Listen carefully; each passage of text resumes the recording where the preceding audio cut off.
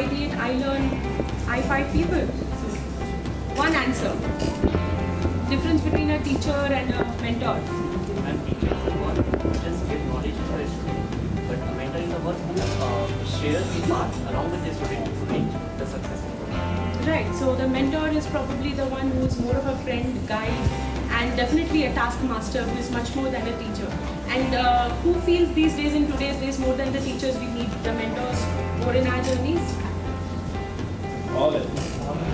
How I feel there is no mentors than Most teachers. of them don't want to offend you, sir.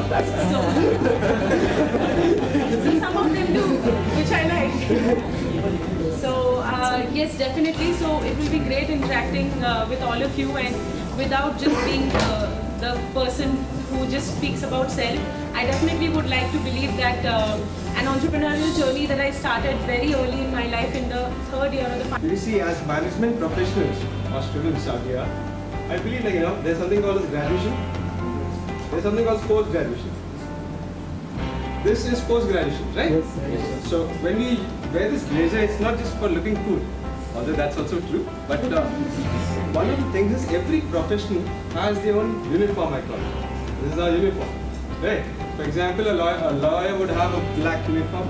A doctor has the whites. Why am I talking this way? It's to just get something in your head to stop thinking of yourselves as freshers. Point number one, I did this a lot. I said, the moment you're coming to doing your post-graduation, you aren't a fresher anymore. You aren't a fresher. Content head, and later on I launched this Zoom's YouTube channel, Teletalk India, which is currently there on YouTube. And besides being a journalist, I'm also a poet and a writer, and I also have my own YouTube channel and my own Facebook page, and I do romantic poetry. How many of you consume social media? Okay, Twitter? No Twitter. Instagram?